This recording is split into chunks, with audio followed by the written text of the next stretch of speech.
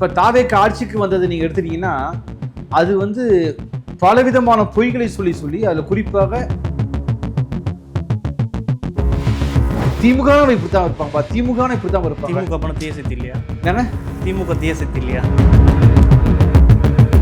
ஆனால் வட இந்தியாவில் வந்து வீடியோக்கள் எப்படி போடுறாங்க, விஜய்க்கு ஆதரவா தளபதி. தமிழ்நாட்டில் மட்டுமில்லை, இந்தியாவில் எந்த பெண்கள் பால் ரீதியாக பாதிக்கப்பட்டாலும் விசாரணை கிடையாது, என்கவுண்டர் ஆட தூக்கு. இல்லைங்க, அவங்க இன்ஸ்பயர் ஆகி போறாங்க. இங்க தமிழ்நாட்டில் தலித்து மக்களுக்கு எந்த பிரச்சனையுமே கிடையாது. தலித்து மக்களுக்கு பிரச்சனைனா உடனடியாக ஆக்ஷன் எடுக்கிறாரு விஜய் அப்படின்னு ஒரு பிரச்சனை செய்யறாங்க. ஆனால் 100 நாள் இன்னும் 100 நாள் தராங்க வச்சுக்கோங்க, கழிச்சு திட்டம் கொடுப்பீங்களா? பரந்தூருக்கே என்ன பண்ண போறீங்கன்னு திட்டம் கிடையாது. எனக்கு தெரிஞ்சு இப்ப 2 பேருக்கு தான் டஃப். இப்படி பொய் செய்திகளை பரப்பதில்லை. 1 ட்ரம்ப், 2வது விஜய்.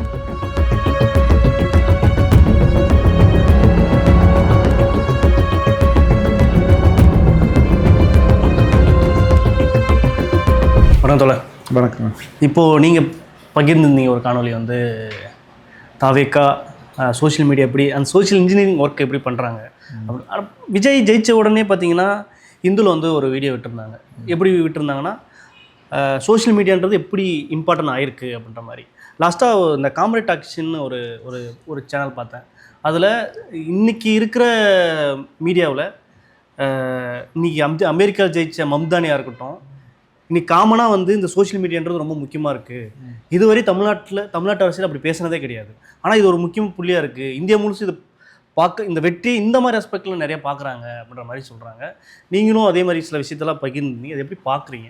சோஷியல் மீடியான்றது ஒரு வெற்றி, ஒரு அரசியலுக்கு எவ்வளோ முக்கியத்துவமாக இருக்குது? சோஷியல் மீடியாங்கிறது எந்த ஒரு வெற்றிக்குமே, ஒரு போராட்டத்தின் வெற்றிக்கும் சரி, போராட்டத்தை திசைப்பதற்கும் சரி, அரசியல் ஒருவரை வந்து எங்கே டாப்பில் கொண்டு வரதுக்கும் சரி, அவரோட கண் கீழே தள்ளுறதுக்கும் சரி, அது ஒரு முக்கிய ஒரு கருவியாக இன்றைக்கி மாறி இருக்குதுங்கிறத எந்த மாற்று கருத்து கிடையாது.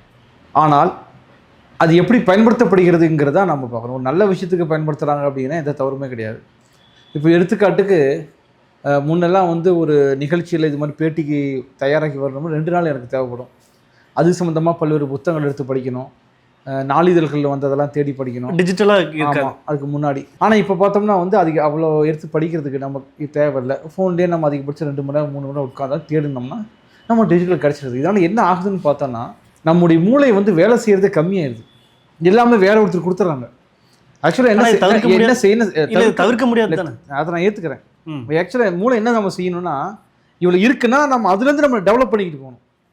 டெவலப் பண்ணுறவங்க பண்ணிக்கிறாங்க. சில பேர் எடுத்து நான் ஓகே அப்படின்னு பார்த்துட்டு அதை அப்படியே ஒப்பிச்சுட்டு போகிற அப்படின்னு சொல்கிறது வருது. இது என்னன்னா, ஒரு மனிதன் மூளை அப்படிங்கிறது பல்லாயிரக்கணக்கான ஆண்டுகளாக ஒரு மனிதன் உருவாகி அந்த மூளையோட வளர்ச்சி வளர்ந்து கொண்டே வந்தது.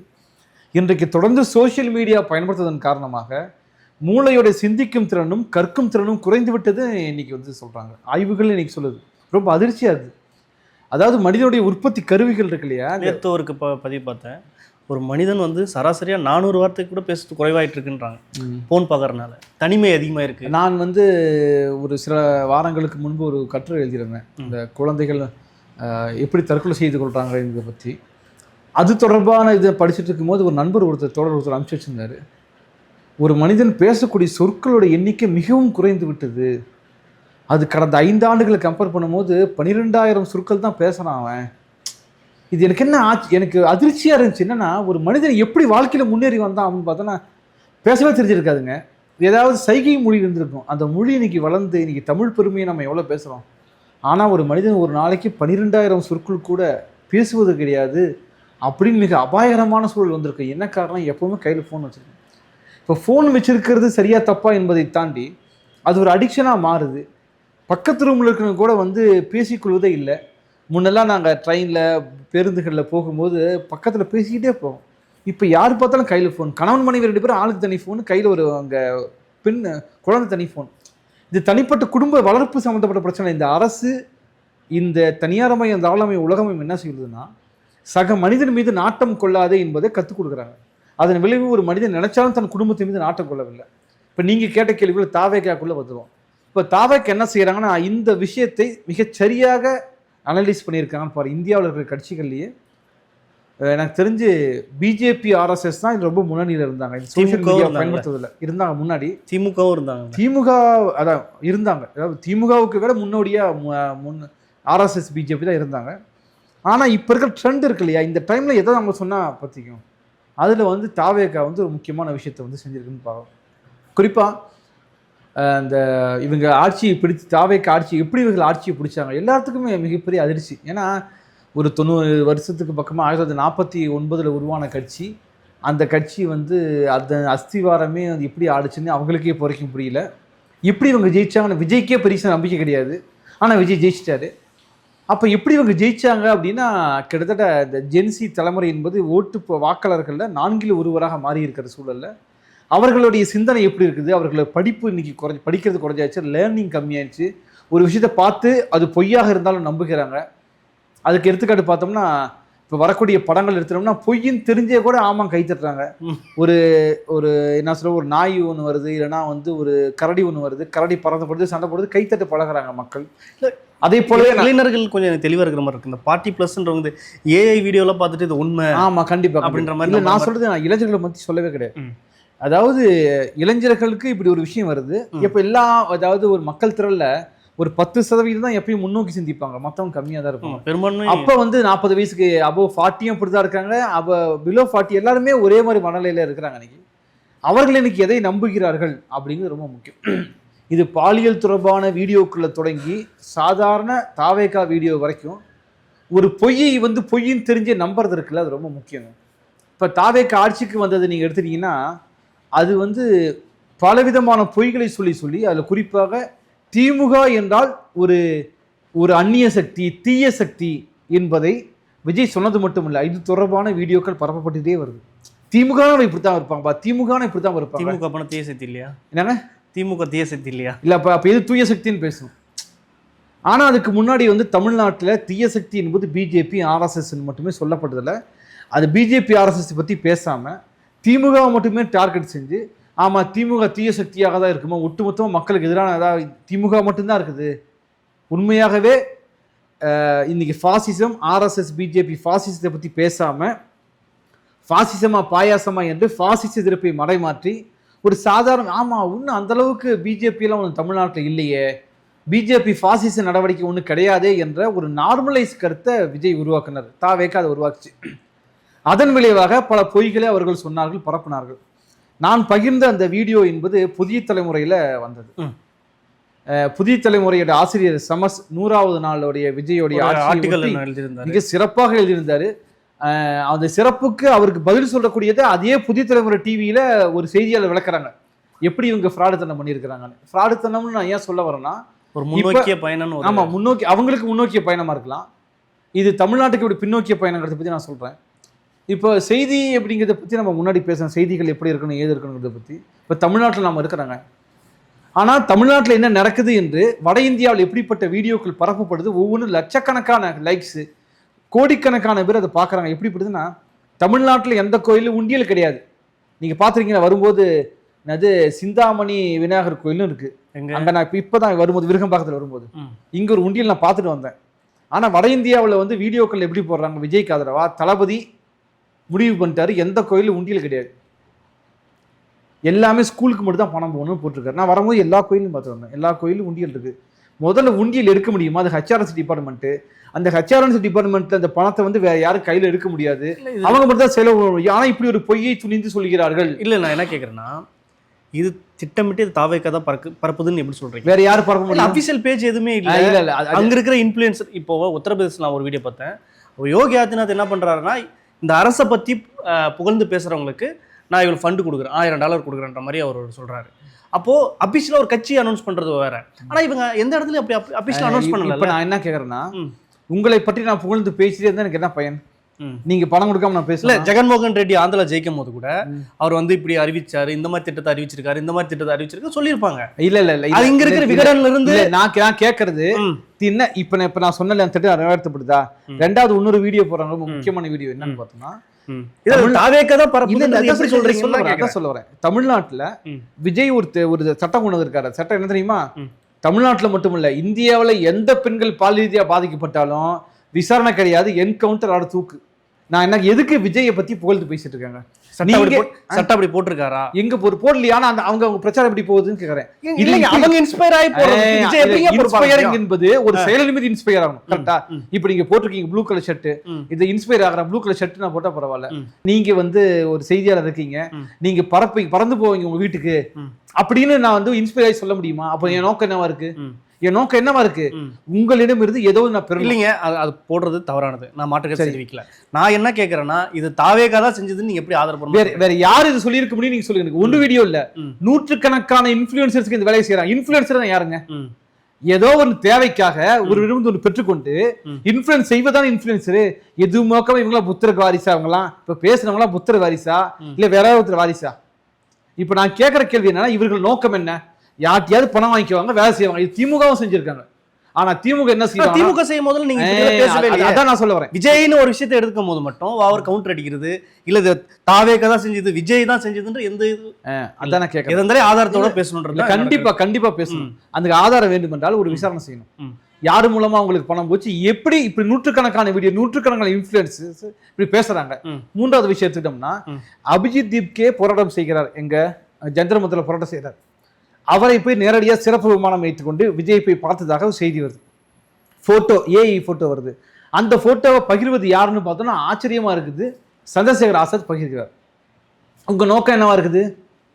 அடுத்து பார்த்தோம்னா, இங்க தமிழ்நாட்டில் தலித்து மக்களுக்கு எந்த பிரச்சனையுமே கிடையாது, தலித்து மக்களுக்கு பிரச்சனைனா உடனடியாக ஆக்ஷன் எடுக்கிறாரு விஜய் அப்படின்னு ஒரு பிரச்சாரம் செய்யறாங்க. ஆனால் கடந்த 100 நாட்கள்ல மட்டுமே 12 ஆணவ படுகொலைகள்.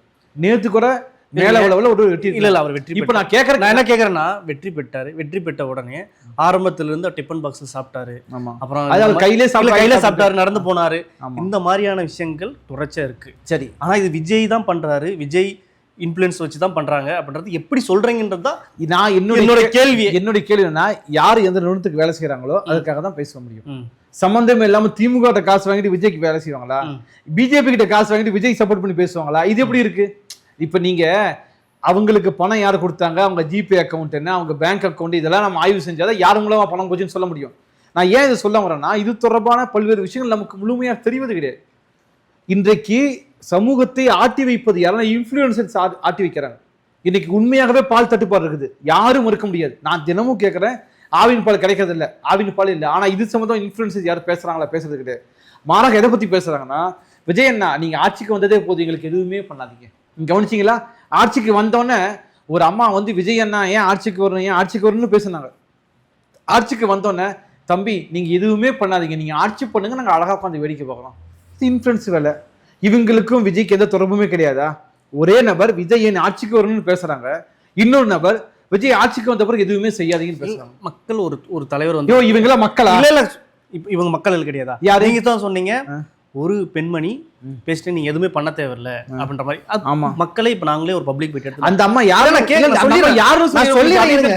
சொல்றேன் இருங்க, நான் பப்ளிக் பைட் எடுக்க போறேன். நான் இப்ப கேக்குறேன், இந்த மாதிரி விஜய் நல்லா தான் பண்றாரு. அந்த அம்மா துணை நடிகை, அது ஞாபகம் வச்சுக்கோங்க.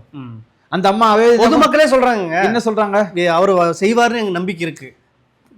வேணாம், ஒரு 6 மாசம் கொடுங்க. அது பொதுமக்கள் 6 மாசம் கேக்குறாங்க. யாராவது பொதுமக்கள் விஜய் எதுவுமே செய்ய வேணாம், நீங்க செய்யுங்க, உங்க அழகை வேடிக்கை பார்க்கறன்னு சொல்லுவாங்களா? சொல்ல மாட்டாங்க. காசுக்கு கூலிக்கு மாடிக்கிறவர்கள் சொல்லுவாங்க. நான் சொல்ல திமுக ஆட்சியில் இப்படிப்பட்ட நபர்கள் இருந்தாங்க. இங்க என்ன பிரச்சனைனா, திமுக ₹1 ஒரு விஷயம் நல்லது செஞ்சாங்கன்னா 10 நல்லது செஞ்சாங்க ஊதி பெருக்குவாங்க. இங்க எதுவுமே செய்யலனாலும் செய்ததை போல பொய்யை ஊதி பெருக்குகிறார்கள் என்பதுதான் கொஸ்டின். ரெண்டுக்கு வித்தியாசம் இருக்கு. இல்ல சில பேர் என்ன சொல்றாங்கன்னா, யார் எது வந்தாலும் குற்றம் மட்டும் நீங்க சொல்றீங்க அப்படின்ற மாதிரிலாம் சொல்றாங்க. எப்படி பாக்குறீங்க? குற்றத்தை சொல்றதுதான் நான் ஒரு அரசியல் டைம் கொடுங்களேன். ஏன் பண்ணிட்டே இருக்கீங்க? இப்ப 100 நாள் டைம் கொடுத்தாச்சு, நீங்க என்ன செஞ்சீங்க? 100 நாள் நீங்க உங்களுக்கு நேரம் கொடுத்தாச்சு. 12 அதிமுக 50-60 வருஷம் ஒரு நிதி பற்றாக்குறையில இருந்து எல்லா ஊழல் இருக்கு. எப்படி ஒரு 100 நாள் சரி செய்ய முடியும்ன்றதான கேள்வி. 100 நாள்ல நீங்க சரி செஞ்சு முடிச்சிருவீங்கன்னு நான் சொல்லல. நீங்க தான் ஆட்சி பொறுப்பேற்ற உடனே வானத்தை வில்லா வளைப்பு நின்று வாயு உதார விட்டது நீங்க. நாங்க அவர் ஆரம்பத்திலே பதவியேற்ற போய் கால அவகாசம் கொடுங்கன்னு பதவியேற்பதற்கு முன்னாடி என்ன செஞ்சீங்கன்னு நான் கேட்கறேன். பதவியேற்றவன தான் அவருக்கு என்ன தெரியுது, முதலமைச்சர் ஆயிட்டோம், இப்போ வரைக்கும் முதலமைச்சர் தான்ங்கிறத பத்தி விஜய்க்கு ஒரு நம்பிக்கை வந்திருக்கான்னு தெரியல. ஏன்னா இப்போ வரைக்கும் என்ன செய்யறாங்க, சட்டசபையில திமுகவே கேள்வி கேட்டு இருக்காங்க. எப்படி 13 வருடமாக தான் செய்த தவறுக்கெல்லாம் காங்கிரஸ் குறை கூறுகிறார் மோடி, அதை போல இவர்கள் செய்த தவறுக்கெல்லாம் திமுகவே குறை கூறிட்டு இருக்காங்க. நான் என்னோட கேள்வி என்னன்னா, ஒன்னே ஒண்ணுதான் சிம்பிள். நீங்கள் என்ன திட்டம் வச்சுருக்கீங்க? 100 நாள், இந்த 100 நாள் இன்னும் 100 நாள் தராங்க வச்சுக்கோங்க, கழிச்சு திட்டம் கொடுப்பீங்களா? பரந்தூரையே என்ன பண்ண போறீங்கன்னு திட்டம் கிடையாது கிட்ட. 100 நாள் உட்காந்து இதே பெஞ்சை தேய்ச்சிங்க, எல்லாத்தையும் செஞ்சீங்க, சரி சந்தோஷமா நீங்க இருங்க, செஞ்சுட்டு பரந்தூரை என்ன பண்ண போறீங்கன்னு இப்போ வரைக்கும் உங்களுக்கு திட்டம் கிடையாது. ஆனால் இல்லைன்னு அறிவிச்சிங்க, ஸோ ஓகே மகிழ்ச்சி இருக்கட்டும். நான் கேட்கறது இலவச திட்டம் நீ என்ன செஞ்சு நான் கேட்டேனா? ஏன் நீ 2000 கொடுத்தா நான் கேட்டேன், கேட்கல. 6 சிலிண்டர் ஏன் கொடுத்தீங்க கொடுக்கலன்னு கேட்டேன், கேட்கல.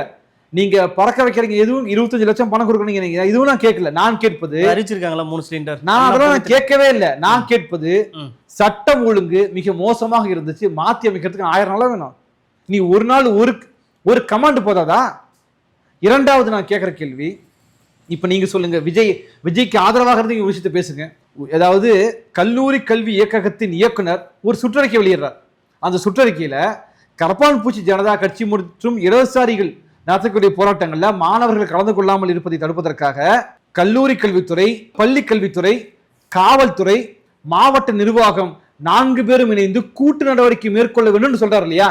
இப்ப நான் கேட்கிறேன், இப்படி ஒரு உத்தரவை ஒரு சுற்றறிக்கையின் மூலமாக கல்லூரி கல்வி இயக்குனர் போட முடியுமா? அதுக்கு உரிமை இருக்கா? அப்படி என்றால் யாரு மூலமாக வெளியிடப்பட்டது? ஒன்று விஜய் மூலமா. விஜய்க்கு தெரியாம இது வந்திருக்குமா? விஜய்க்கு தெரியாம வந்திருக்கு உங்க சுற்றறிக்கை? விஜயை பத்தி பேசவே இல்லை. நிர்மல்குமார் அதான் சொல்றாரு. என்ன சொல்றாரு? விஜய்க்கு தெரியாம தனிப்பட்ட விருப்பத்துல தான் அவர் அனுப்புனாரு. ஓ, தனிப்பட்ட விருப்பம்னா விஜய் எதுக்கு லாய்க்கலாத நபர் முடிவு பண்ணிக்கலாமா? இப்ப நிர்மல்குமார் சொல்றாரா விஜய் தண்டமா இருக்காரு சொல்றாரா? எனக்கு விளக்கமா சொல்லுங்க. நீங்க அவரு ஒரு வழக்கறிஞருங்க, விளக்கமா நீங்க பேசுங்க. ஒரு சுற்றறிக்கை வந்திருக்குங்க, இந்த சுற்றறிக்கை இது போல நடவடிக்கை தான் நடந்துச்சு.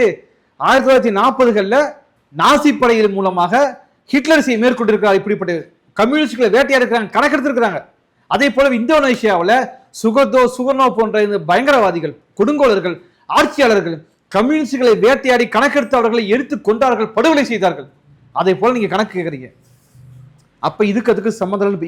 இதெல்லாம் பத்தி மூடி மறைச்சிட்டு இங்க பாலாறு தேனாறு ஓடுது, நடந்து போய் கீழே தடுக்கி விழுந்தா கூட தேர்ந்துதான் இருக்குங்கிற மாதிரி ஏன் போய் சொல்லணும்னு கேட்கிறேன். நான் சொல்வது ஏதோ ஒன்று சொல்லிட்டு ஒன்று செஞ்சுட்டு அங்கிருந்து ஒரு செடியை தூக்கி இங்க நீங்க வச்சுட்டு 10 செடி வச்சுன்னு சொன்னா பரவாயில்ல.